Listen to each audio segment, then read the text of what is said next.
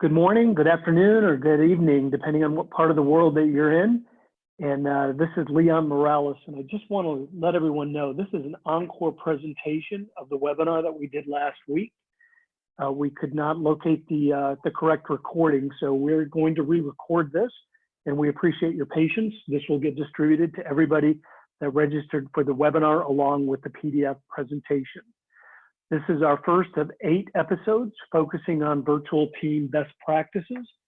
And we're quite excited to be able to present this. It's been sort of a topic worldwide that's gained a lot of traction and interest, and we're excited to have you participate. And we look forward to having you on the next episode of the webinar scheduled for Wednesday at 3 p.m. Eastern time. And hopefully you've received the information on that. And just a little bit of background on who we are. My name is Leon Morales, and I am the managing director here at the company.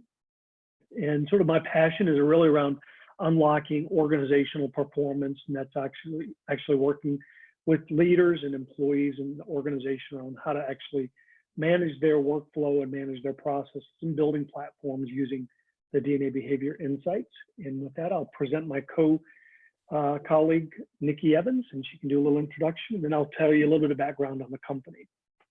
Great, thank you, Leon. I appreciate it. As you said, my name is Nikki Evans. I'm the Chief Learning Officer here at DNA Behavior, and I really think that work should be a place where we get to thrive. We spend so many of our waking hours with our coworkers in an office, and now maybe not in an office, but still connected to our coworkers.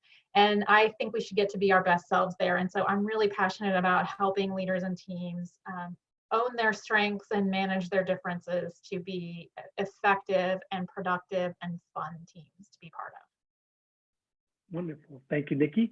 And just a little bit of background around the company.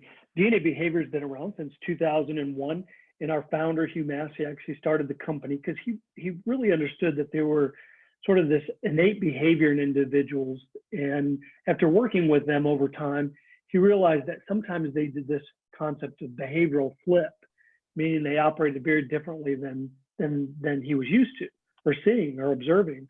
And that's really around this concept of natural and instinctive behavior. And under pressure, we all can revert to that. How we actually handle it can be different in situations, and that really does rely on this concept of what we call level 1 and level 2 behavior. We're not going to spend a lot of time talking about the methodology around it, because the intention today is really to talk about virtual team performance. But I just wanted to let everybody know a baseline of what we do and why we're different is this concept of natural behavior. The other thing that's quite interesting about this is the 4 areas that we key in on are hiring for talent, leadership development, team productivity, and then helping with corporate culture. That's really what we do. And sort of this concept of virtual team performance over the next 8 series of webinars is really what we want to focus on to help leaders and teams understand the framework of working with a virtual team. So we've set out an agenda here for about the next 45 minutes around virtual team performance indicators. Second thing is the framework for working with virtual teams. I've worked with a number of teams over the last few weeks, and I do know there's sort of a scramble to get people situated in sort of a secure environment with their workflow and sort of their technology. So that's sort of a big focus right now. So hopefully we can give you some tips to get you ramped up sooner than later. And then internal virtual team tips, things that we actually do in our team, and then things that working with your external clients, and then customizing the whole virtual team experiences. And Nikki's going to walk us through that. We do have a couple of poll questions that were asked, so we're going to give you what those results were as part of that. And then at the end, we'll sort of wrap it up, and then you will get this recording. And if you have questions about it, feel free to either contact me or Nikki until we have the next webinar. We're always making ourselves available for anything that we can answer as part of this, and we look forward for you to be on the next webinar. With that, I'll turn it over to Nikki. Great, thanks, Leon. So our first poll question was actually, was your team prepared to work remotely or virtually? And what we found was that 66% of folks that were on our webinar said partially they were ready. And then 33% said yes, they were already working virtually previously. So good news for the people that, at least for the people that joined our webinar, we didn't have anybody that said no, they hadn't had any preparedness for virtual work.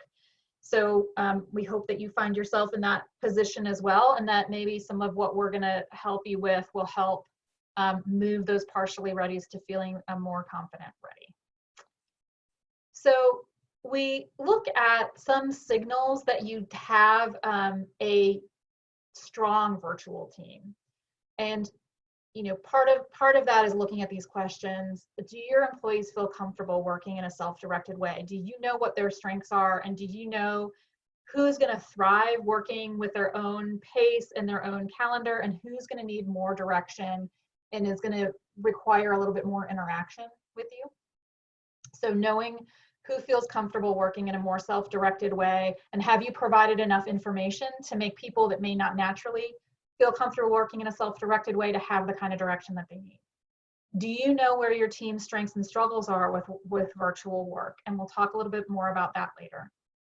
Is your team engaged and interactive while they're working remotely? Do you have enough touch points and ways for your team to stay connected with one another when they're not connected physically? Do you have a collaborative spirit that continues while you're working remotely?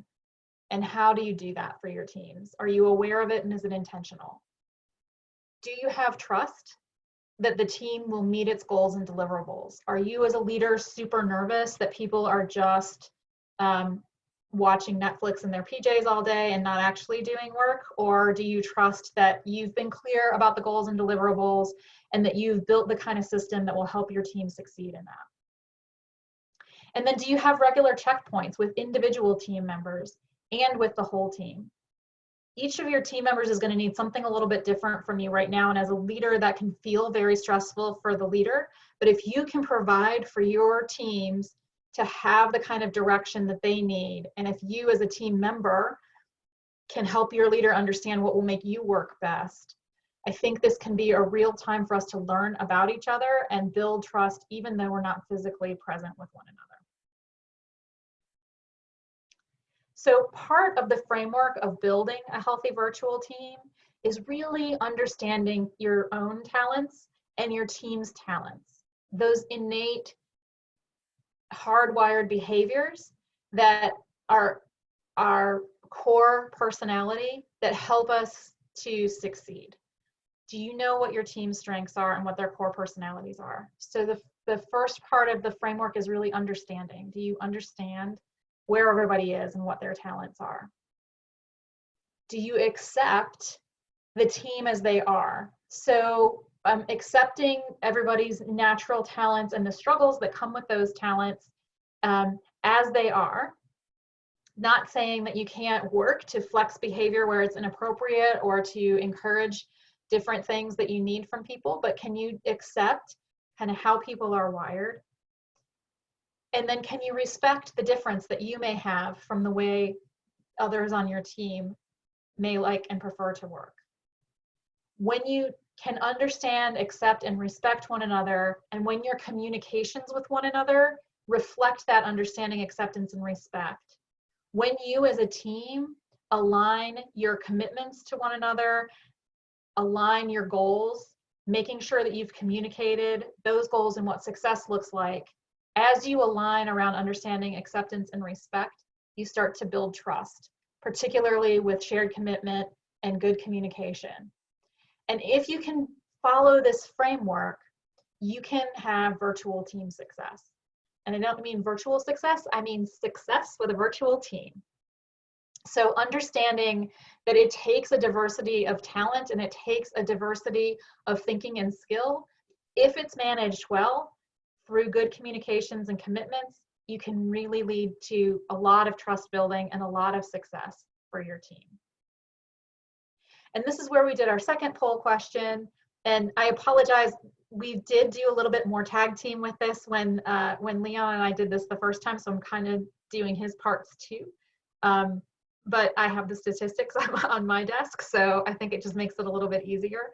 In the next webinar that we do, there will be a little bit more give and take with Leon and I.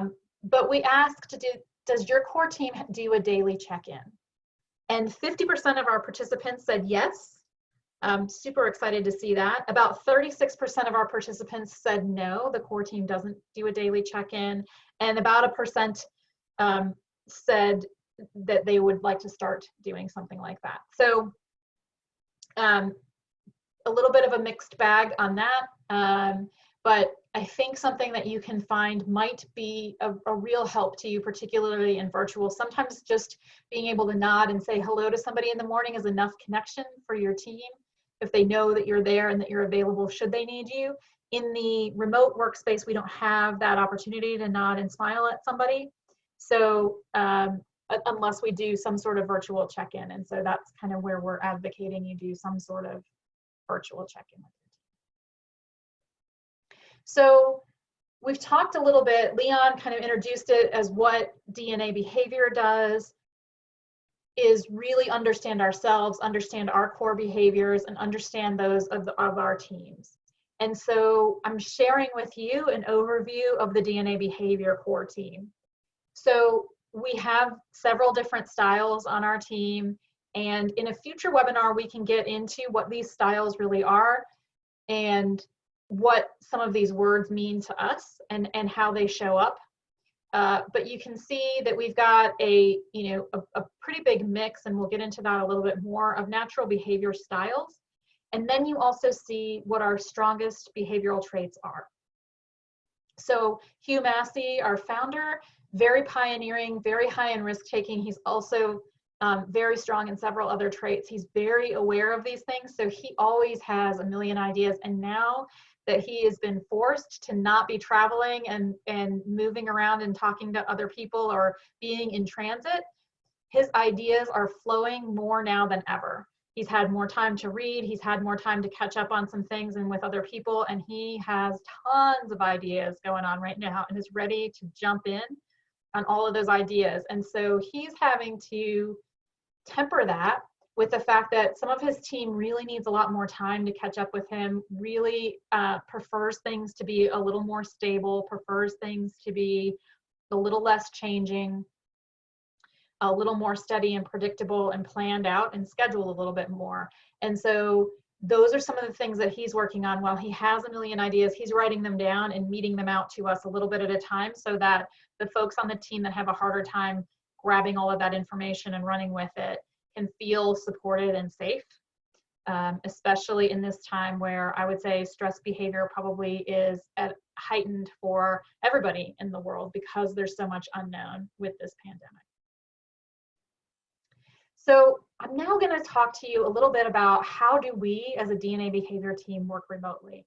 We are in the fortunate position that we have been working remotely because we have a global team as our standard.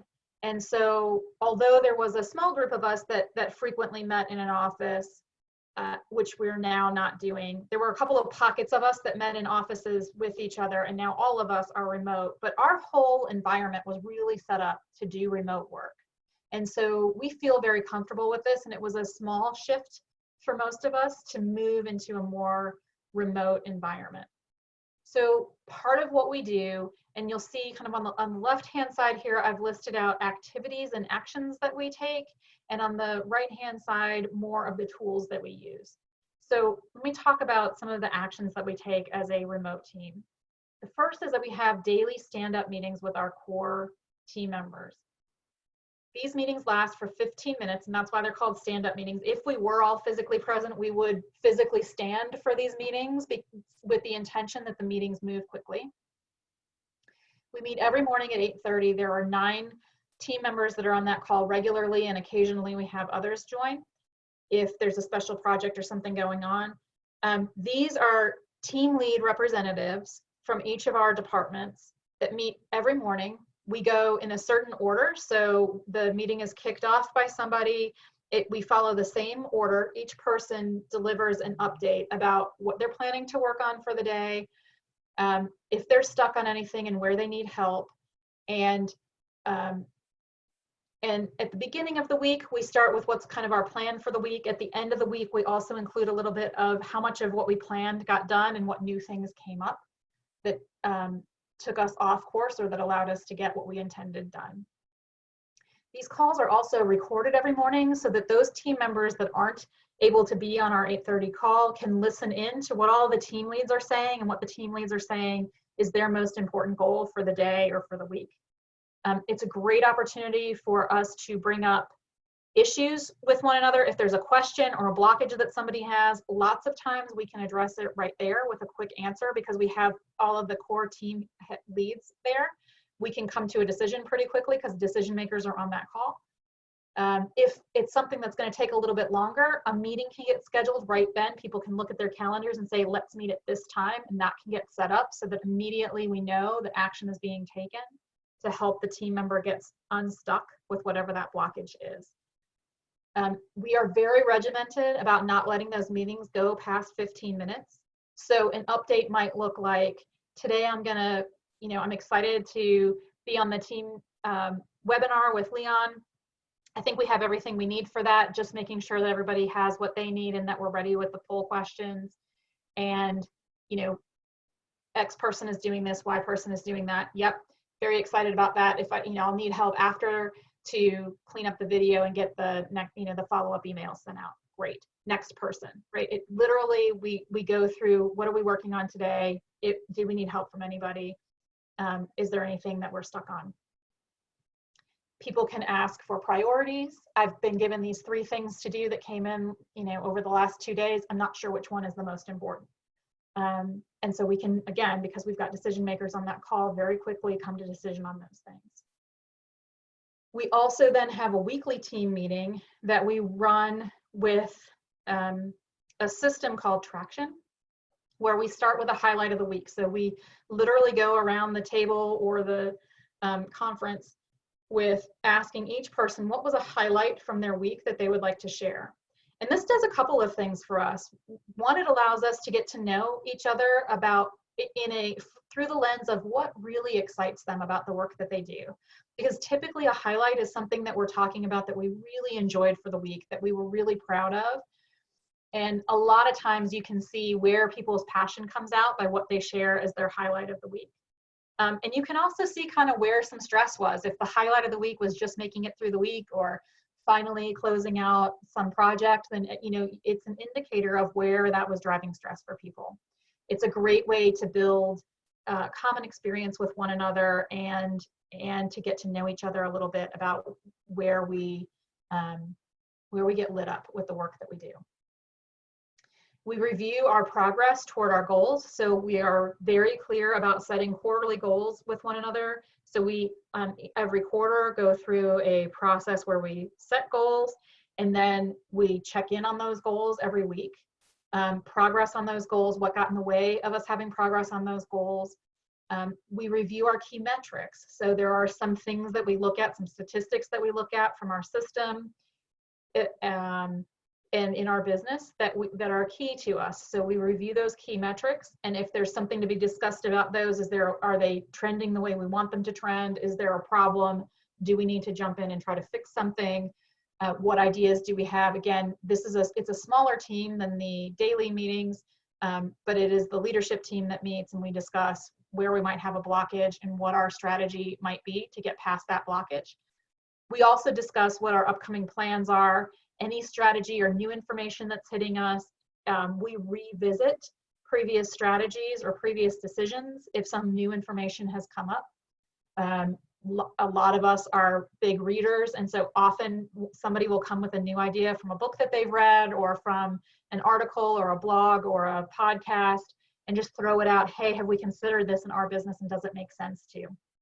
So we prioritize which of those discussions we want to have if we can't have all of them during that one call. And then we also have one of those weekly meetings per month or every 2 months be a strategy meeting where we really just sit and look at where are we in the marketplace and where do we want to be and what is our strategy going to be to get where we want to go. Another thing that we do is what we call our Hero Award. And there we do a monthly recognition of a team member who did kind of above and beyond work for us. And this is a program that everybody has access to. It's a quick click and choose the team member and write a quick sentence about something that they did that you really appreciated. Everybody has access to nominate anybody in the company for this award. And at the end of the month, we tally those nominations, and the person that wins the award gets a gift card and a little presentation that we do as part of the team so they get recognized.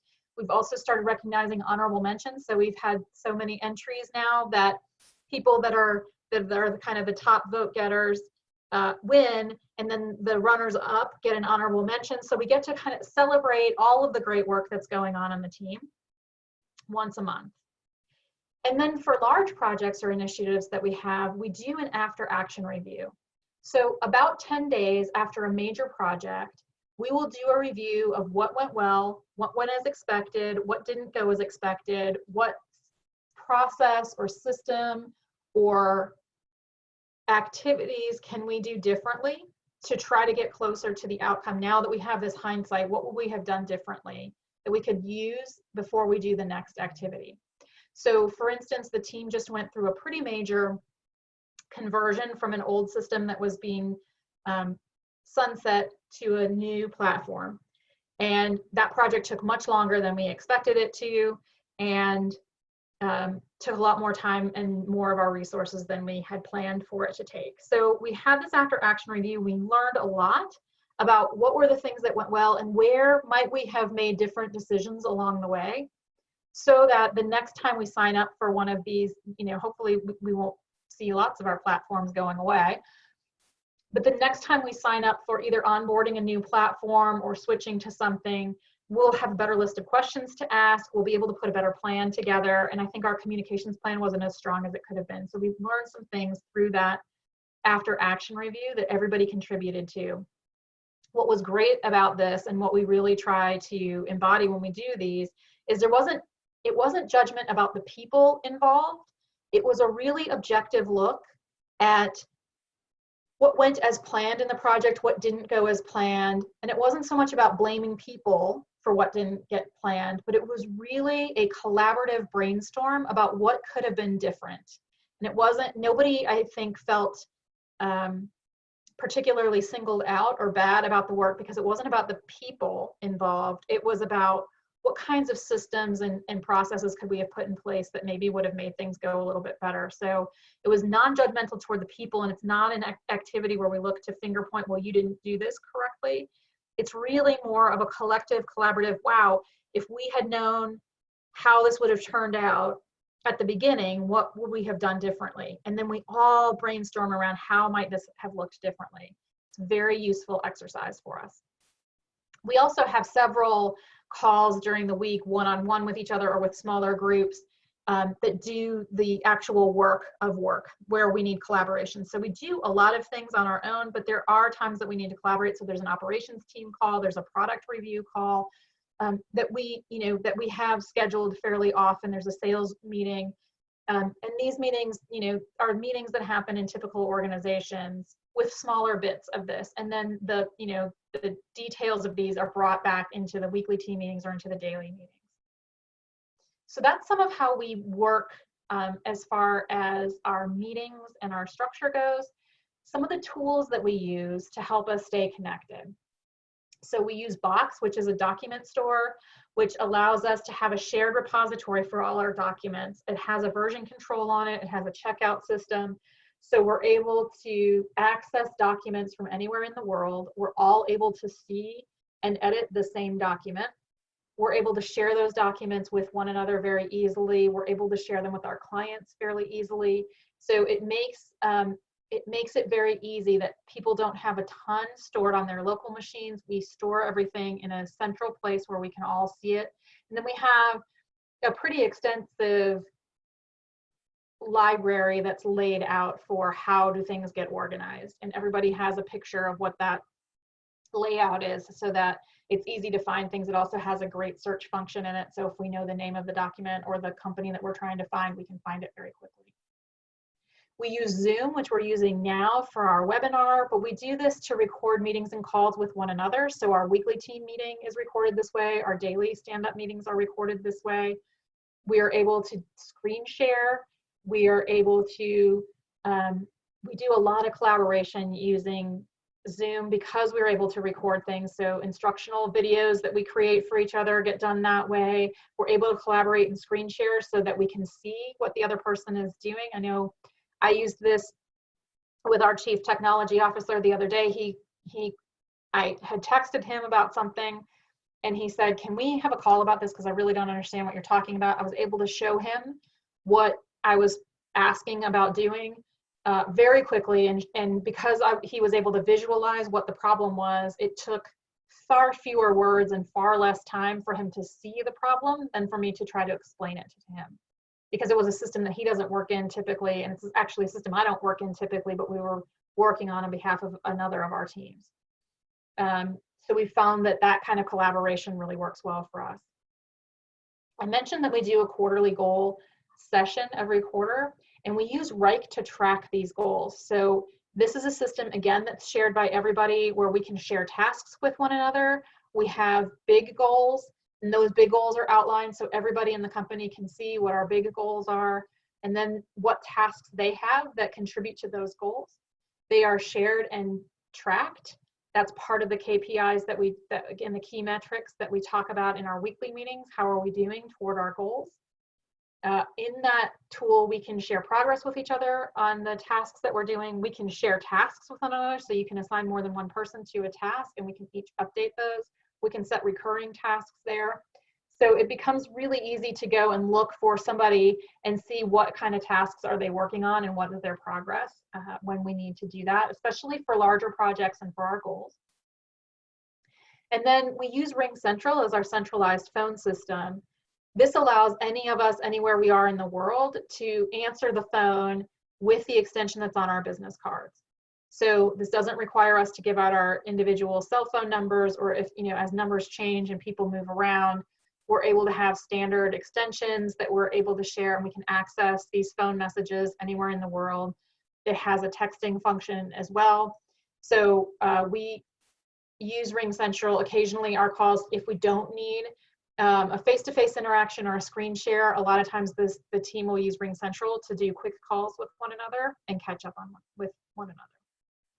So that's how we work as a team, both how we run meetings and how we connect with one another, and then the tools that we use.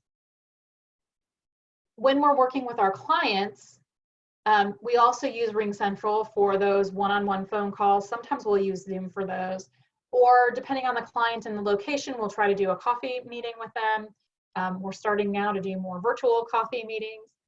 And we also engage through social media, so we will post on LinkedIn and Facebook. We have a blog that gets updated fairly regularly. We have videos on our website and lots of information available on our website. We also have a YouTube video library that we continue to add to and link to keep clients informed of what's happening with us. Like I said, we use Zoom a lot to record meetings, to do webinars, and to share information with clients.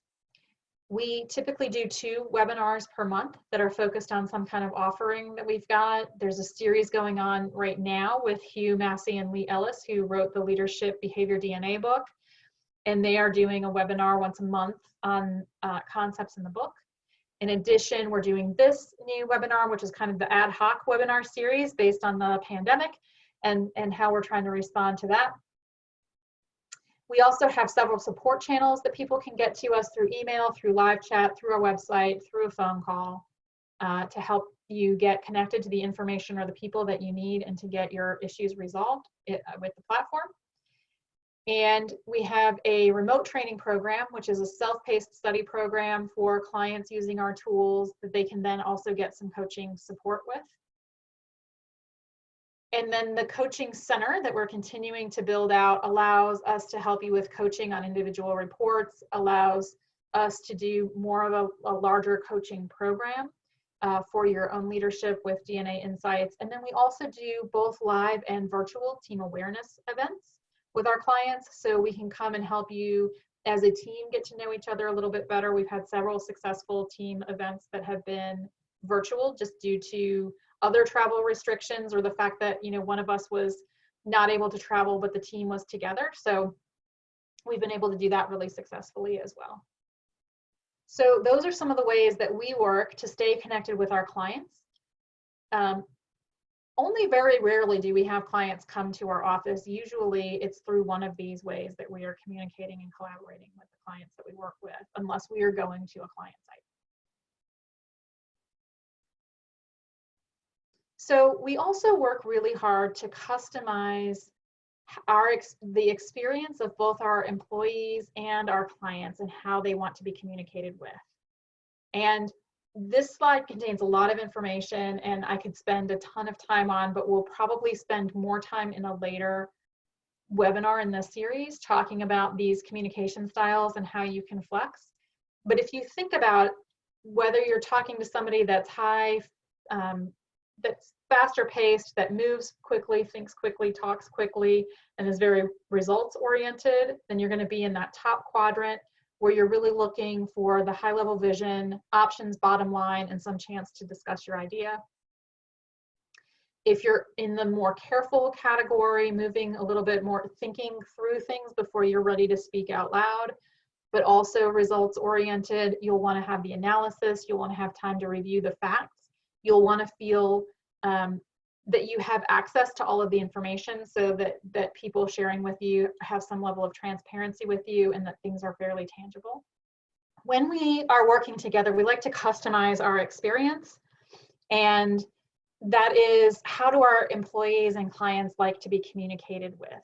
So I will offer, there's a lot of information that I could give you on this slide. We'll dive deeper into this in another webinar in this series, but to orient you around some of the things that we think about around thinking about how people want to be communicated with. If you think about the pace that people tend to move, you will think about how do they think quickly, do they talk quickly, will they tend to verbalize ideas right away, or are they more careful? Are they more thoughtful before they're willing to speak up? Are they the ones that may appear to be pensive when new information is provided? Those are going to be your more careful. Folks that are on that left side, the more results oriented, will tend to be more about the bottom line, more about driving a result, versus people that are more relational will tend to be more about the relationship and more about creating an environment where people feel welcome and connected.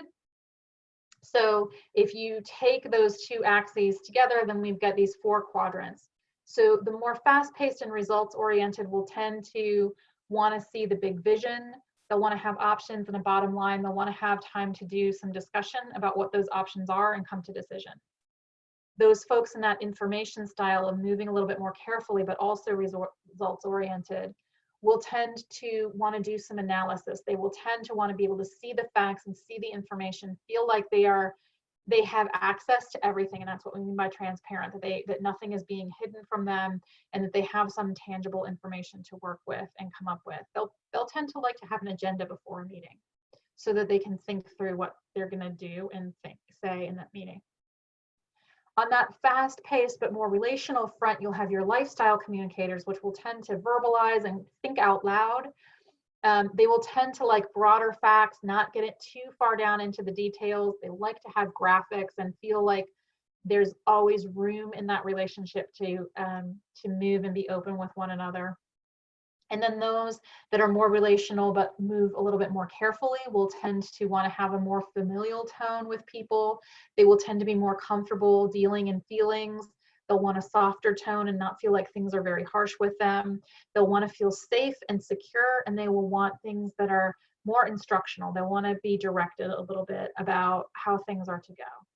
And so as you think about working with, we all have a mix of these on our teams. We at DNA have a mix of these, certainly in our teams and also in our client base.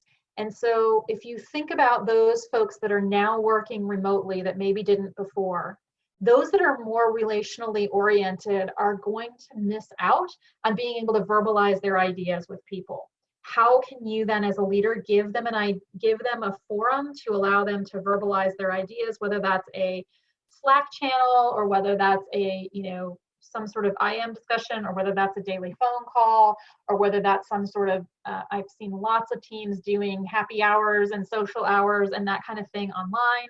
so that people can get a chance to see each other and talk to each other. For those that are in the more careful instructional security category with relationship, are you reaching out to those people? Are you helping them see how their jobs are okay right now, or what they can do to keep things moving, even in this uncertain time? Those folks are going to favor stability, and this is a very unstable time for many people. And so helping them feel as secure as possible and giving them as much instruction as possible about what's happening right now and what you anticipate to happen will feel comfortable for them. Will also feel comfortable for your more results-oriented information style. What information do you have? What is the latest? How can they see it? What do they need to know? And then for your more fast-paced, results-oriented, are they still in touch with what's happening with their team? Are they running too far, trying to get a result that maybe that result isn't the goal anymore, and they're just moving too fast to see that the goals that we had in January may not be as relevant right now as they were then. So we might still be driving to those goals, but do we need to reestablish some of those goals given our current environment? And so as you think about where you might fall as a leader and where your team might fall, you can think about ways that you might want to start flexing your communication style to match the needs of folks on your team. And again, we'll spend more time on this in a future webinar because I think there's a lot of information here and there's a lot that can be done to help you understand these styles and what you can do with them. So just as a, again, we think that leaders should go first with this, knowing and understanding yourself, and as a way to understand that core team that I showed you that meets frequently, this is what that team looks like. And so we have lots of folks in that more careful camp. We've got about half the team is fast-paced and about half the team moves a little bit more carefully. We've noticed that with the more careful crowd, if we can provide an agenda and some expectations of what we want to see, they feel more comfortable and more prepared. For an example, we had a meeting with the team to do an update that we do typically once or twice a month on our project status. But we really felt like in this time that we're all now working from home and working remotely, it might be nice for us to have some face-to-face with one another. And so our team leader prepared all of those people who were going to be in that more careful category.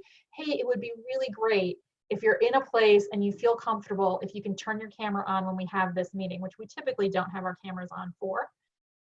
But it was enough time just announcing it at the daily meeting in the morning to spread throughout the team and get them ready for a meeting in the afternoon where everybody could turn their camera on. And it was a amazing connection that we had with the team, being able to see each other. Some of us really seeing each other for the first time in quite a while because we do a lot of these meetings without cameras.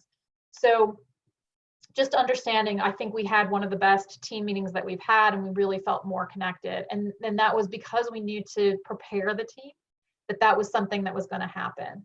So it was, it came from a fast-paced idea, hey, we should put our cameras on, but then we communicated that in a way that allowed people a few hours to just get their heads wrapped around that and prepare, so they didn't feel really on the spot if we had said when the meeting started, hey, let's all turn our cameras on.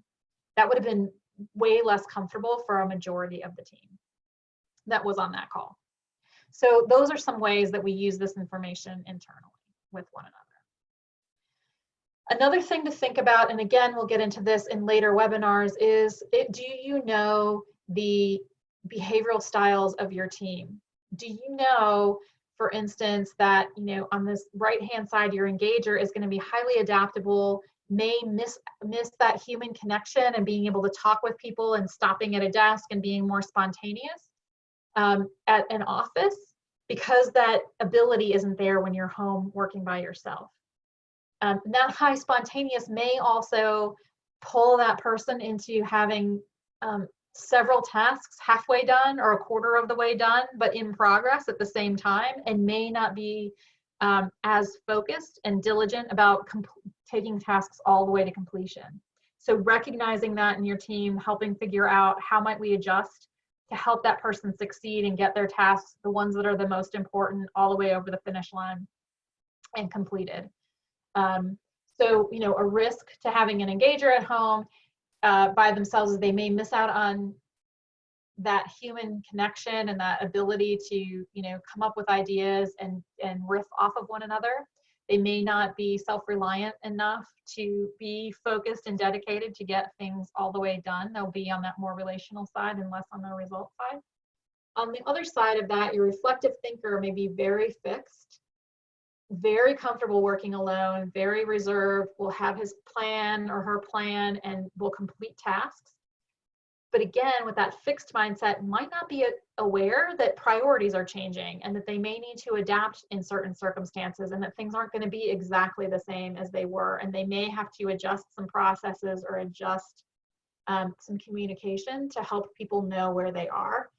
But they tend to, overall, they'll be fairly self-motivated. And if they know clearly what the work is to be done, they'll be pretty diligent about working through that and getting that done. So again, if you have these two very different people working together, you may see some struggle, especially in times of stress where these strong traits are going to come out even stronger. The need for outgoing would be even stronger. The need for high trust and creativity would be even stronger in that engager. And the need for spontaneity, where the need to be reserved and withdrawn a little bit, the need for a solid, detailed, accurate plan, the need for a repeatable process will be really strong in that reflective thinker. And so where your engager may drop the plan and lean into spontaneity because the plan's not working and we're all in this new environment, your reflective thinker is going to want to grab that plan and say, this is what we have a plan for, and now we need to follow it to the letter because things are so uncertain. This is why we need to stick to the plan. So do you understand those things about your team? Hopefully you don't have too many team members that have this kind of extreme that need to work closely with one another. But if you do you understand that? And do you understand how you can help them succeed and how you can help them get on the same page with one another? So again, in our team, different team personalities, different personalities are going to influence your team.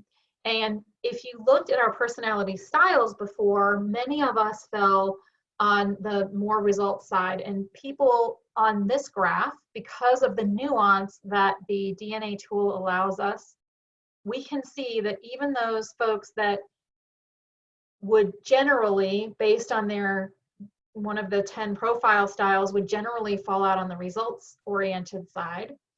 You have to remember there's 4 trillion personality combinations available, and so we've chosen 10 labels to group people loosely and directionally, but the tool measures so much more nuance. And so where Leon and Abby and Ryan would have fallen out on the results side in the kind of more general setting, they actually are fairly relational based on their ability to be patient and build trust and collaboration with one another. And so they actually fall out on the relational side, where Drew and Carol, who would traditionally have fallen out more relational, actually fall out on the more results focused side, because again, we're looking at their particular DNA and their particular mix and blend of talents that make them come out as more results focused. Where Hugh and I would have shown up as results focused on the first list, and we show up as results focused on this list. So it's not always a switch here, but again, that's part of what is so nice about the DNA tool, is that it's not big general labels. When you get down to the individual level, it's really, really accurate at measuring individual traits and those combinations and how those combinations might be seen. So you see that our team is fairly well balanced with results and relational team members. And then another thing that we do with one another is we share our performance guides with one another. So we each have unique strengths and struggles and environment keys based on our personalities. My top traits are spontaneous, which you see in that flexible and working well with broad concepts and improvising. And you see the downside of that is too many ideas or tasks, and can be too quick to decide, just going with my gut and not really looking at the details and thinking through a detailed plan. So again, when I mentioned earlier that engager being high spontaneous, maybe having several tasks in progress, but none of them finished, I am not an engager, but I do fall into that camp of, oh, let me start this. Oh, wait, this new email came in. Oh, wait, I remembered that I was supposed to be doing this too. So I have 3 or 4 things going kind of all at the same time. And then my second highest trait, creative, being open to new ideas, imagining new possibilities. I am able quickly. So in this environment where we're suddenly doing things a little bit differently, pretty comfortable for me. I'm pretty good to go with those changes, being spontaneous and creative. Getting back to following detailed procedures is a little bit difficult for me. Now I'm in a new environment, and so it feels like everything should be a little bit new. And so following through on things exactly the way they're supposed to go, a little bit harder for me. What my team knows about me is that if they can give me some high level ideas and they can allow me to talk out loud and think things through and move things through, then that helps me really stay connected with people, helps me be successful. And, you know, even the other day, we talked about, given that those top 2 traits under any kind of stress will come out stronger. And given that we all have pandemic stress in varying degrees and it comes out in varying ways, we have to understand that each of us is going to be under different levels of stress depending on where we are and what we're doing. We had a team member that was traveling internationally, and that was hugely stressful. We had another team member that had lots of people demanding attention from him that wasn't very typical, and it was not just a demand for attention, but a demand for immediate attention. And so both of them, under really high stress conditions, had, you know, an email exchange that went a little bit sideways, mostly because they were both under such stress, and they have very different communication styles, very different personality styles. And so just both being under stress kind of read those things a little bit differently. But the good news is, because we have a team that's high trust, we were able to talk about that. We were able to get it out in the open. It was able to become a non-issue very quickly because it was recognized as stress behavior. It was recognized as a missed expectation. And we were able to, you know, let that go, and everybody got back to normal pretty quickly. It's because we have this information about each other, and it's because we choose to act on this information about each other, that makes us so successful at doing this. Again, we'll talk a little bit more about these styles and how to share this information and what we have coming up, and an exciting offer that we have for you to help you get this information for your teams. But I did want to, you know, just share that this is kind of where some of the greatness comes for our team, in really understanding each other. As I talked about at the beginning, the framework is really understand each other, understand yourself, and then communicate, commit with one another, build trust, and get to those team results. This is part of how we understand each other, how we communicate with each other, how we build commitment and trust with one another. And so I'm excited to turn back over to Leon so that you can actually hear his voice again for a little while. So Leon, I will hand it back to you. Thank you, Nikki. Excellent job. Thank you very much for sharing your vulnerability, you know, the performance key, environment keys, because that is a significant part of what we do. And I also wanted to just weigh in on that whole team meeting that we had. You know, many of us haven't been visible with each other, and I think one of the big changes we had last week with that team meeting was, at the very end, we had a little exercise where everybody went through and found something within their sort of home office that they could share with the rest of the team. And I'll tell you, that probably changed the mood of everybody, kind of starting the weekend, just a feeling trustful and, you know, engaged. And it was really quite an interesting exercise. So any of you that are sort of running virtual meetings recognize that, you know, probably working from home isn't our ideal setting, but we've made the best of it. And sometimes when you share real life experiences, it can make a huge difference with the team. So really around this whole concept or notion of virtual team building, the work that we've done or we do with clients is really around understanding the team behaviors, capitalizing on those strengths, as Nikki illustrated really significantly in a couple of examples, and how we work with our internal team, how we work with our clients. Making sure that you're keeping your team engaged is probably one of the things that you really can understand and help them with. And, you know, the series of 8 webinars that we'll be running, you know, we'll really deep dive in a little bit of that around how to do that best. but you can really do it best by actually using sort of the Business DNA program. And Lisa Travis will be in touch with all of you that have been on the webinar just to check in with you to make sure there's anything we can do to support you. And then the last piece of it is managing those team differences. That can be a huge enabler, especially when you aren't visible with each other every day. You can do things to enable using Zoom and other sort of FaceTime and other applications, but really understanding the differences. When Nikki was talking earlier about that large initiative that we had and doing that after action review, it wasn't really pointed at any one person. It was really a team effort, but we're able to uncover some of the things that we can do better on our next team event. And when you're working remotely, that can probably be a significant exercise when you can be vulnerable, recognizing where you didn't sort of meet sort of the best sort of expectations, and then sort of moving through it with building a plan for a better delivery of another program. So all these things really do lead to virtual team building, and we've got a lot of experience in it, and I've worked with Nikki on a couple of exercises. If anybody is interested in doing it with their own team, we're happy to investigate that with you or explore it a little bit deeper. With that, we're going to introduce the third and final poll, because this will help us with our programming for the next couple of webinars. So the poll question number 3 is, for our next webinar, what would you like to see? 1, more case studies on virtual team effectiveness. 2, more case studies on individual comparison differences. 3, more case studies on leader and team member effectiveness.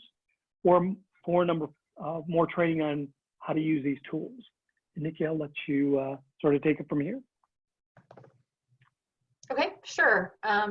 So, whoops, sorry. Come on back.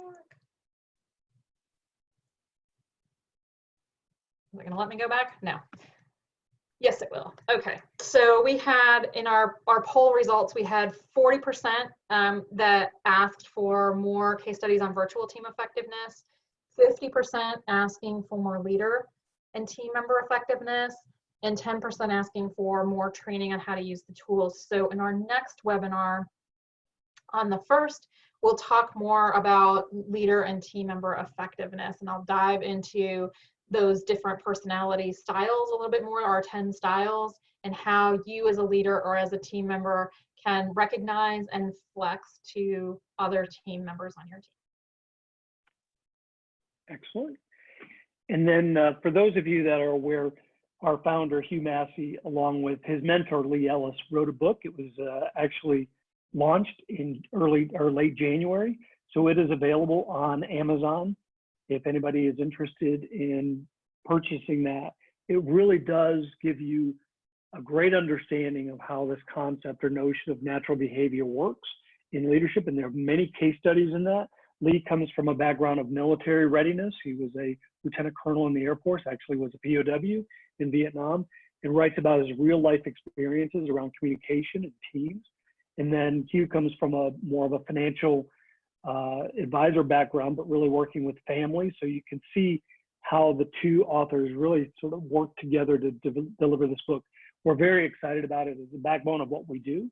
So we're pretty excited about it. So if anybody's interested, it's available on Amazon. And then the last thing we have is just our webinar that we've talked about. We are running a series of 8. We're on our second one, which will be on April 1st at 3 p.m.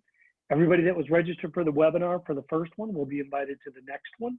And, we will make it a little bit more interactive because Nikki and I are planning to use the chat function so you can actually ask questions in that. Hope you'll register, and we look forward to having you. And please share with anybody in your network. We do find these webinars pretty informative, and you can learn a lot just by attending the webinar or the recording. And at the end of this, you will get the recording and the actual PDF presentation of this of today's session. And then final we have is just questions. We didn't really have any prepared for this one, especially since we're on our time. But there is contact information here that you can find anytime if you go to inquiries@dnabehavior.com. Our live chat operator is there as well if you have a question. Or if you have a question for Nikki or for me, that you can send it to inquiries@dnabehavior.com. We will get routed that information, and we'll be happy to answer that back with you personally, or we'll bring it up on a future webinar. And with that, we really appreciate Nikki. You've done a great job sort of presenting how best practices work with virtual teams. We appreciate your sort of hosting today and look forward to Wednesday's webinar. Great. Thanks, Leon, and thanks everybody who's listening to our recording. Really appreciate your presence. Great. Thank you. Bye-bye.